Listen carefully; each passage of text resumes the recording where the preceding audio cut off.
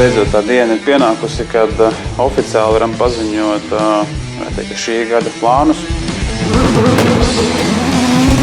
Brauksim pilnu pasaules čempionātu rallycrossā. Komandā Start. Neesam pametuši Austriju, esam turpatām. Varētu teikt, ka esmu atpakaļ mājās pie Manfreda Stola, ar ko arī sākās tāda īstā debija pasaules čempionātā. Galvenais iemesls bija darīt visu to, lai Jāņa braucēju sportista karjeru attīstās pilnvērtīgi, nevis lai viņš uz kaut kādiem pāris gadiem iesprūstu un varbūt tādā veidā iznīcinātu savu tālāko attīstību. 2016. gada izskaņā un jau vēl īstenībā arī 2017. gadā izskanēja diezgan daudz dažādu piedāvājumu no citām komandām. Tika izvēlēts šāds variants, kur mēs tiešām varam izaugt gan paši. Šajā situācijā tas arī nav tikai rallycross, bet ir arī dažādi citas blakām aktivitātes, ko mēs varam darīt, kur mēs varam braukt, pilnveidot sevi. 2017. gada sezonā turpināšu startēt kopā ar Timuru Timurzjanovu. Nav sadalīts, kurš ir pirmais, kurš otrais pilots. Abiem pilnīgi vienādas mašīnas, abiem diviem pilnīgi vienādas iespējas. Timurs tika pieaicināts tāpēc, lai būtu spēcīgs komandas biedrs, no kur viņam arī ir ko mācīties. Jo kā pagājušais gads pierāda to, kad Jānis no Timura ļoti daudz ko iemācījās. Es uzskatu, ka viņš šobrīd ir ātrākais pilots trasē visā pasaules rallycross čempionāta ietvaros. Un tas ir patiešām liels gods, ka viņš mums piekrita un kad viņš turpinās ar Jāni būt plec pie pleca un tas nāks Jānim viennozīmīgi pa labu. Liels prieks ir par to, ka mašīna būs pilnīgi jauna uzbūvēta no nulles, un tajā brīdī, kad dosimies uz pirmiem testiem, būs, varētu teikt, diezgan liela pārliecība par mašīnu. Jā, šodien nāca klajā lieliskas ziņas ar to, ka mums ir pievienojies jauns sponsors Loko Enerģija, kas ir mūsu viens no galvenajiem sponsoriem šajā sezonā man un Jānim. Šajā sezonā man redzēsiet arī turpat, kur pagājušajā gadā Eiropas rallycross čempionātā Super 1600 klasē. Ir notikušas izmaiņas, mēs šogad mainām komandu, startēsim Vācijas komandā pie Rolfa Volanda. Pirmo posmu aizdīsim ar Škodu, bet tālāk jau redzēsim, tālāk ir plānota cita automašīna.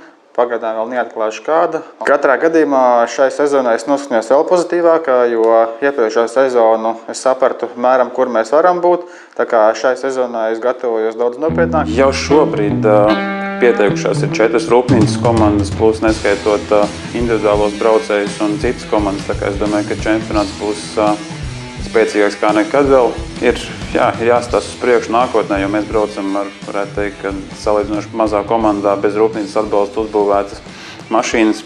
Ar visu to mēs raugamies nākotnē, lai varbūt jau 2018. un 2019. gadā būtu zem kādas rūpnīcas. Tā kā ir visas iespējas mūsu rokās un ir jācīnās pēc iespējas vairāk ne tikai trasē, bet arī ārpus trases, lai visādi brīnumi varētu notikt. Jāsaka jau par Jāni man ir tikai, un Jāni un Timuru man ir tikai pozitīvs noskaņojums, jo es ticu, ka jaunās mašīnas un tā, kā viņas spējas viņas attīstīt, es domāju, ka šogad viņiem būs diezgan labi rezultāti, tā kā jātur īši, lai viss izdodas. Jau šobrīd pasaules čempionātam rallycrossā ir diezgan liela ietekme tieši un saistības ar latviešu cilvēkiem.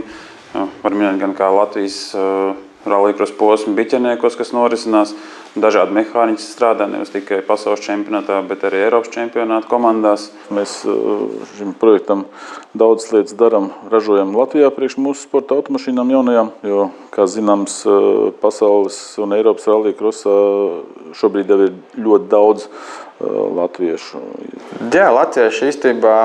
Latviešu šajā čempionātā ir daudz. Ir ļoti daudz labi mehāniķi, braucēji, kā arī varam redzēt, ka ir komandas vadītāji gan Eiropas čempionātā, gan pasaules čempionātā. Vienmēr ir Latvijas karogs gan Jānim uz ķiveres un uz mašīnas ir Latvijas uzraksti. Un patīkam redzēt to, ka tas ir televīzijā.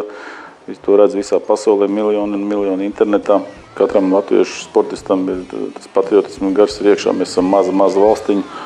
Tomēr parādot to, ka superkāru klasē mēs varam braukt no mazās Latvijas. 2 puiši brauc un brauc ļoti labi.